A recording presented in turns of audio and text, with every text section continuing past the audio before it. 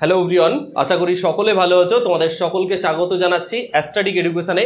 আজকে যে বিষয়টা নিয়ে আলোচনা করব সেটা হচ্ছে ওয়েস্ট বেঙ্গল যে পাবলিক সার্ভিস কমিশন রয়েছে, যার মাধ্যমে ক্লার্কশিপ পরীক্ষাটা হতে চলেছে 2024 সালে, তার এক্সাম ডেট তোমরা জানো প্রকাশ করেছে। সেই এক্সাম ডেটটা হচ্ছে 16 এবং 17 নভেম্বর 2024-এ এক্সামটা কন্ডাক্ট করা হবে। দুদিনে এক্সামটা কন্ডাক্ট করা হবে এবং আজ থেকে যদি আমরা ক্যালকুলেট করি সেই অনুযায়ী 140 দিন তোমাদের কাছে হাতে টাইম রয়েছে, প্রায় 4 মাসের থেকে একটু বেশি।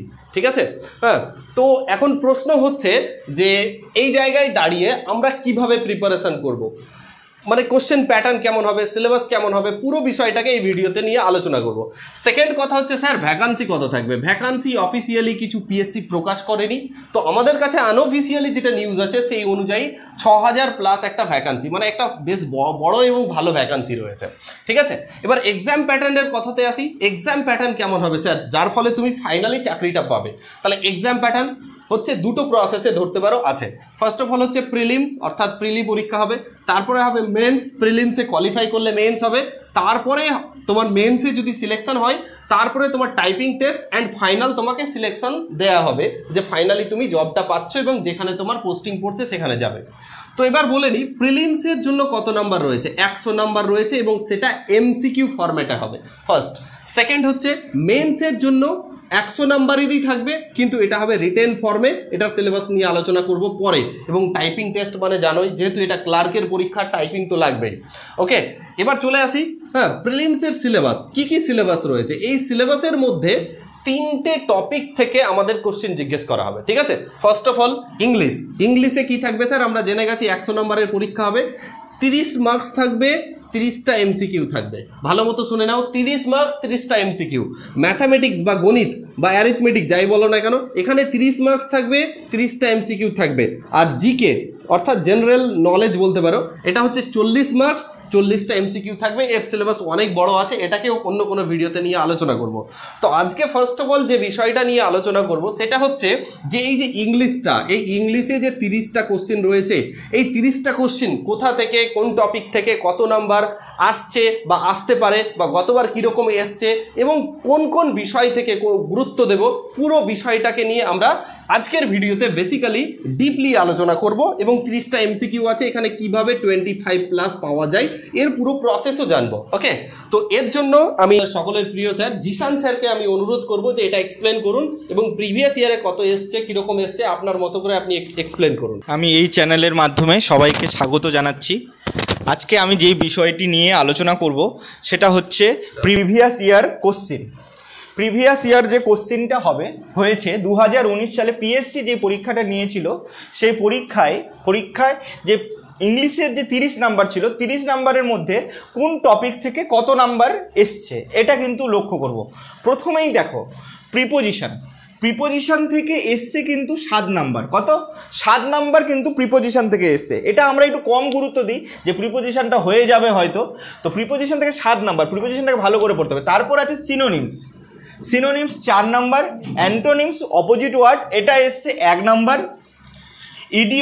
ইডিয়মস বলতে ইডিয়মস অ্যান্ড ফ্রেজেস, এখান থেকে হয়ে এসছে 3 নাম্বার। ন্যারেশন থেকে এসছে 1 নাম্বার। ভয়েস চেঞ্জ থেকে এসছে 2 number. Proper form of verbs বলতে একটা সেন্টেন্স দিয়ে দিয়েছে, হয়তো দিয়ে বলছে যে ভার্বটা দিয়েছে, দিয়ে বলবে যে এটা কোন টেন্সে প্রপার ফর্মটাকে বসাতে হবে, এটা 1 নাম্বার এসছে। 1 ওয়ার্ড এসছে 1 নাম্বার। 1 ওয়ার্ড এসছে 1 নাম্বার বলতে 1 ওয়ার্ড সাবস্টিটিউশন, মানে এক কথায় প্রকাশ এসছে 1 নাম্বার। এখানে একটু বলার আছে, এই যে এখানে লিখেছি 9 নাম্বারে লেখা হয়েছে যে fill in the blanks with appropriate word বা উইথ ওয়ার্ড। এই 6 নাম্বার যে আছে, এই 6 নাম্বারের মধ্যে কিন্তু 1 ওয়ার্ড সাবস্টিটিউশন ঢুকানো আছে। তো অনেক সময় কি হয়, এই 1 ওয়ার্ডটাকে আমি এখানে লিখে দিয়েছি 1 ওয়ার্ডের কয়েকটা, তো এটা হচ্ছে 3ও হয়ে যেতে পারে, এটা 3 হবে বা 4 হবে। এখান থেকেই কিন্তু তোমাদের 1 ওয়ার্ডটা 1 নাম্বার ধরলে হবে না, এটা আমি লিখেছি তাই 1 নাম্বারের বেশি আসবে। গ্রুপ গ্রুপ ভার্বস বলতে ফেজাল ভার্বস, কিন্তু হ্যাঁ ফেজাল ভার্বটাকে পড়তে হবে। ফেজাল ভার্ব সাধারণত আমি বলি যে 350-400 আছে, তো এতগুলো পড়ে 1 নম্বরের জন্য পাওয়া কঠিন ব্যাপার। তো তার জন্য কিছু সিলেক্টিভ ওয়েতে মোটামুটি 100টার মতো পড়লেই গ্রুপ ভার্বস চলে আসবে, যে বিগত বছরের কোশ্চিন বা ইম্পর্টেন্ট কিছু এখান থেকে এসছে 1 নাম্বার।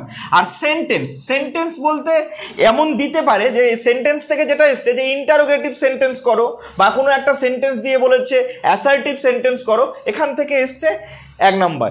আর স্পেলিং টেস্ট বলতে 4টা বানান দিয়ে দেবে, বানান দিয়ে বলবে যে কোন বানানটা সঠিক, সেই বানানটা লিখতে হবে, তো এটা এসছে 2 নাম্বার। তাহলে মোট আসছে নাম্বার হচ্ছে টোটাল হচ্ছে 30 নাম্বার। তো এবার মোদ্দা কথা হচ্ছে এই 30 নাম্বারের মধ্যে কত পেতে হবে স্যার? 30 নাম্বারের মধ্যে পেতে হবে, 30 পেলে তো ভালো, কিন্তু মিনিমাম যদি নাম্বারটা 25 না হয় তাহলে কিন্তু এবার কম্পিটিশনে টেকা যাবে না। 25 নাম্বার কিন্তু পেতেই হবে, একদম খুবই দরকার। 25 নাম্বার না পেলে, যেহেতু আমি একটু একটা জিনিস বলে নিই যে এই যে ক্লার্কশিপের পরীক্ষায় প্রিলিমসের নাম্বারের সাথে মেন্সের নাম্বার যোগ হয়ে তবে কিন্তু সিলেকশনটা হয়।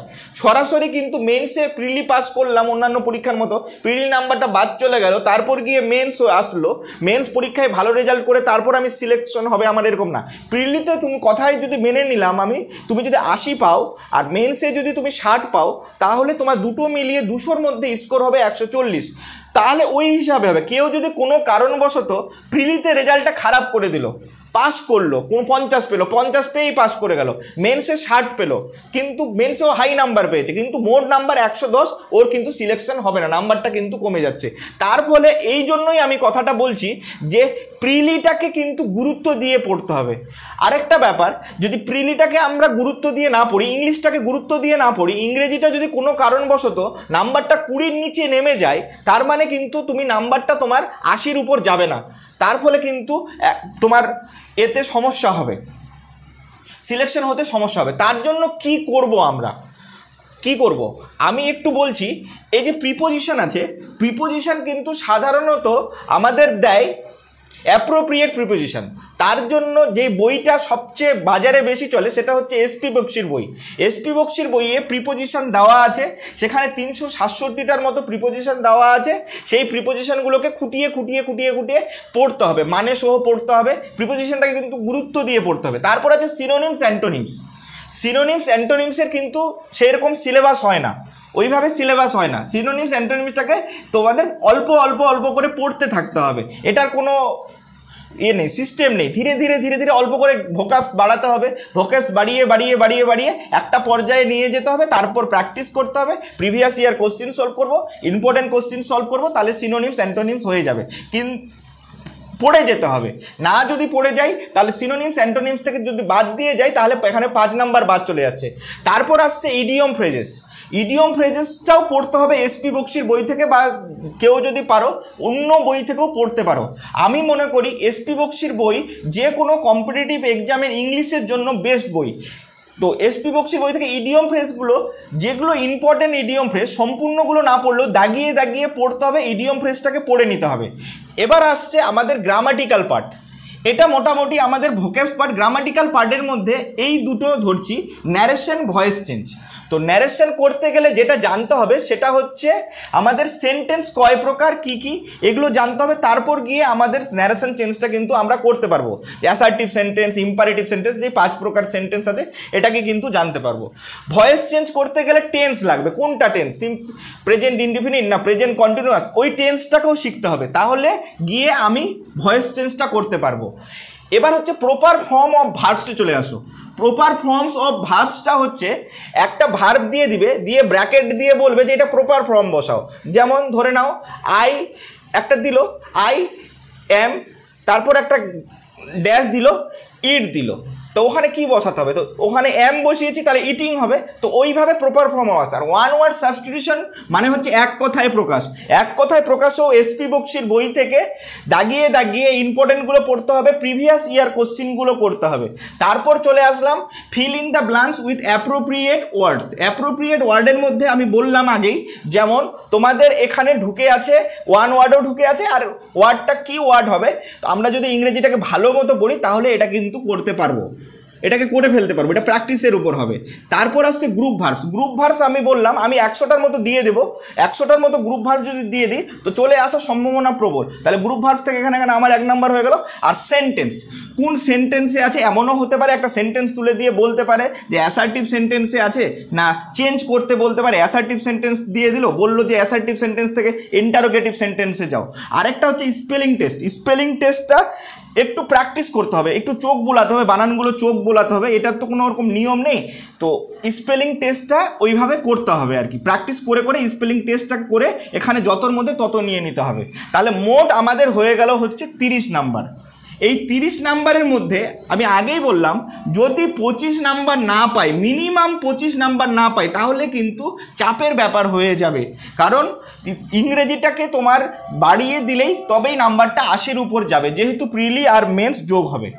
এবার হচ্ছে আমার যেটা বলার কথা, তোমরা কমেন্ট বক্সে জানাবে যে এইগুলো টপিক পড়াবো কি না, এগুলো তোমাদের কমেন্টের উপর নির্ভর করবে। তোমরা যদি বলো তাহলে আমি অ্যাস্থেটিক এডুকেশন চ্যানেলে এই টপিক ওয়াইজ এগুলো নিয়ে আসবো। ওয়ান ওয়ার্ড সাবস্টিটিউশন নিয়ে আসবো, ইডিয়ম ফ্রেজেস নিয়ে আসবো অ্যাপ্রোপ্রিয়েট প্রিপোজিশন, তাছাড়া হচ্ছে ন্যারেশন, ভয়েস চেঞ্জ, এগুলো টপিক কিন্তু আমি করা। Thank you for watching this video. পরবর্তী ভিডিওতে আবার দেখা হবে, অন্য টপিক নিয়ে আমরা আবার আসছি।